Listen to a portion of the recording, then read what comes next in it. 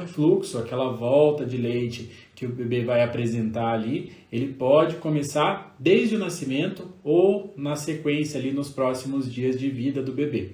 Muitas coisas acontecem com o bebê desde o período da gestação. Eu costumo sempre falar sobre isso, porque é um ponto realmente importante da gente saber.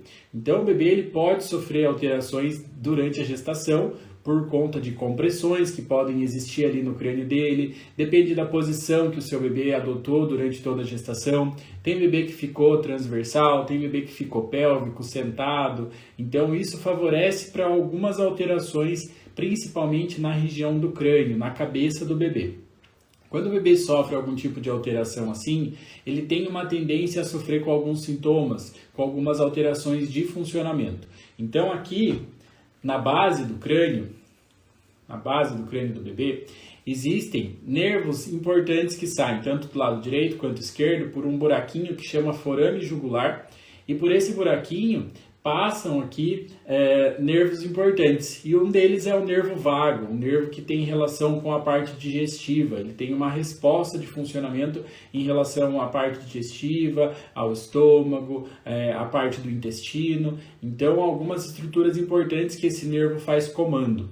Quando o bebê sofre algum tipo de alteração, algum tipo de compressão na sua cabeça, seja dentro do útero, como eu falei, ou às vezes pode acontecer durante o parto também, então se foi necessário utilizar o fórceps, aquele gancho para ajudar a tirar o bebê, ele pode ter sofrido algum tipo de compressão, ou mesmo até durante alguns primeiros dias de vida do bebê, por uma posição que ele acabou viciando, uma posição que ele ficou por muito tempo dormindo. Isso pode gerar algumas tensões, algumas compressões na região do crânio dele. E aí, quando ocorre esse tipo de alteração, essas compressões, isso pode favorecer para que esses nervos do corpinho dele fiquem alterados, que alterem essas funções dessa região, e isso pode começar a gerar uma sobrecarga de funcionamento digestivo.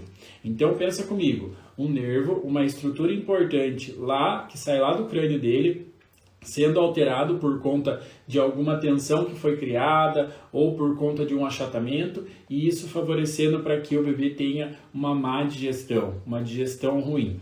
Aí acontece o seguinte, o bebê logo nos primeiros dias, tendo toda essa alteração digestiva, tendo todo esse processo alterado de todo o funcionamento desse nervo importante, ele começa a ter algumas dificuldades nesse processo da digestão.